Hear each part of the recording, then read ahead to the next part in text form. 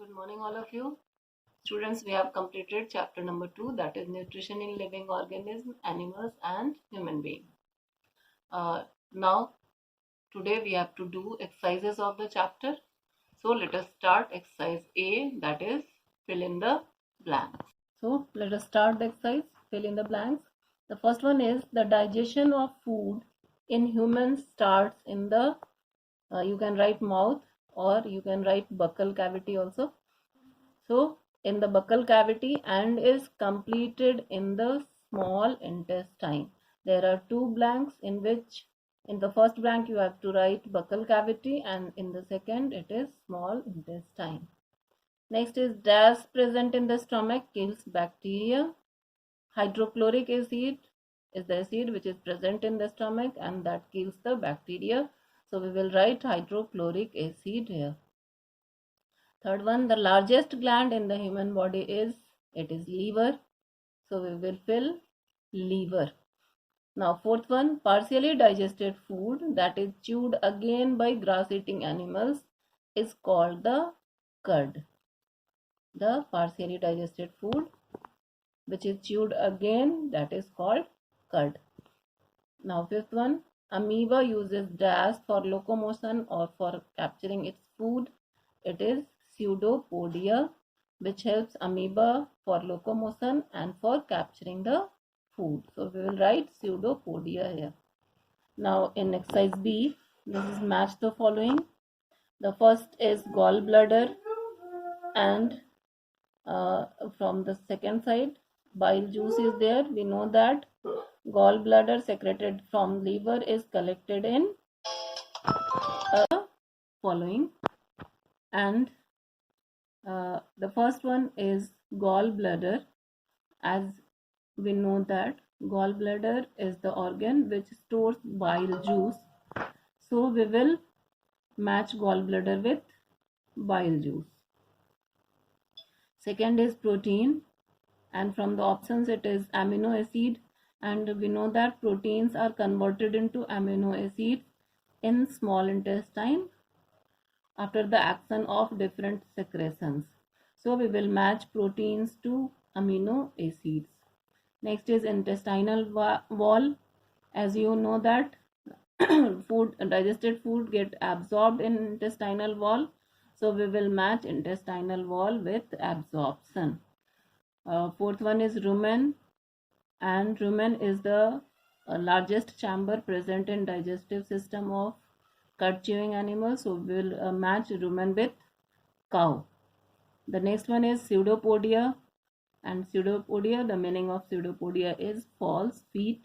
So we will match pseudopodia with false feet.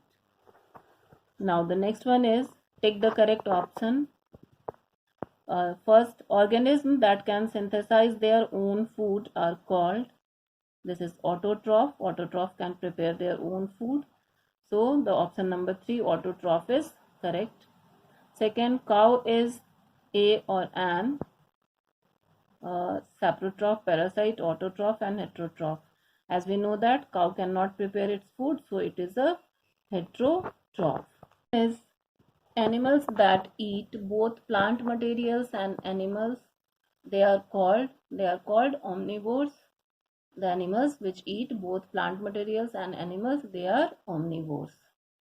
Now question number 4, which one of these is not a part of the alimentary canal? I have discussed that there is difference between alimentary canal and digestive system, and in which I discussed that liver is a part of digestive system, but it is not a part of alimentary canal. So we will take in liver here. Now the last question, bile juice is secreted by the liver. So this is exercise A, B and C we completed. Now to exercise D, in which we have to write the answers in brief. Question number 1 is define the following terms. The first one is holozoic nutrition. The nutrition in which organisms eat the food get digested and absorbed in the body to perform different functions is known as holozoic nutrition. Once again,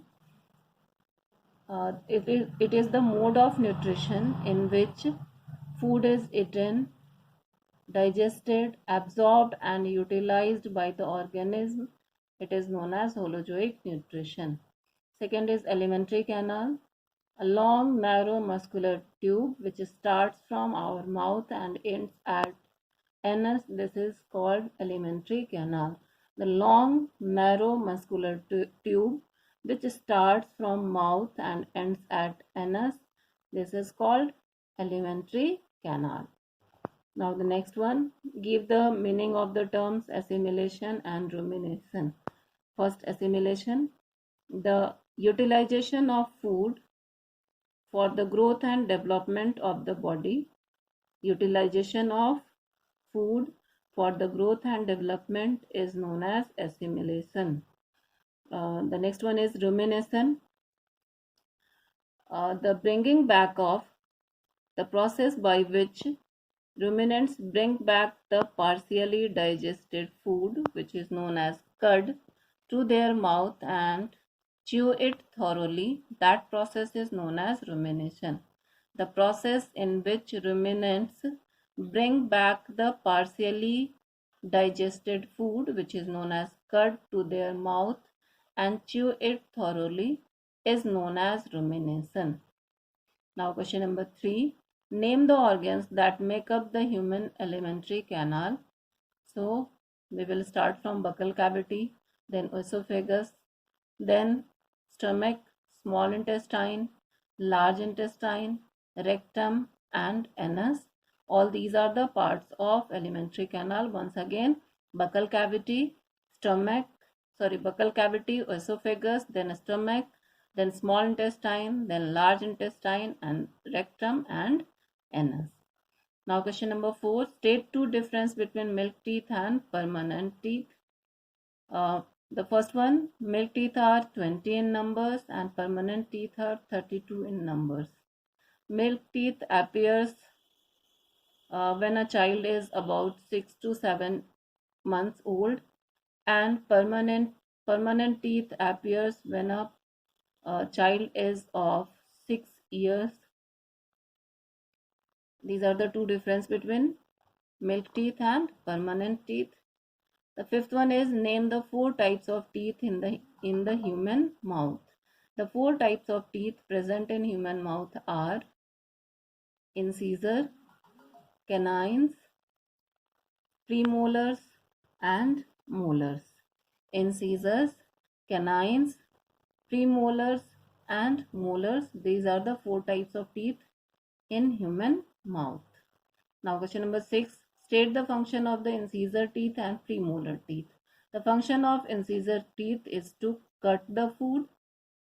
Incisor teeth helps in cutting the food, and premolar teeth helps in grinding the food. That means the function of premolar teeth is to grind the food. Now question number 7. State the role of acid in the human stomach. The acid present in human stomach kills the bacteria and provide an acidic medium for the digestion of fats present in the food items. Once again, acid present in human stomach kills the bacteria and provide an acidic medium for the digestion of fat present in the food. Now question number 8. State the function of bile juice and pancreatic juice. Bile juice helps in the digestion of fat and pancreatic juice helps in the digestion of carbohydrate, fats and proteins. Bile juice helps in the digestion of fat and pancreatic juice helps in the digestion of carbohydrate, proteins and fats. So students, in this way we have completed exercise A, B, C and D. We will do exercise E tomorrow. So that's all for today. Thank you. Have a nice day.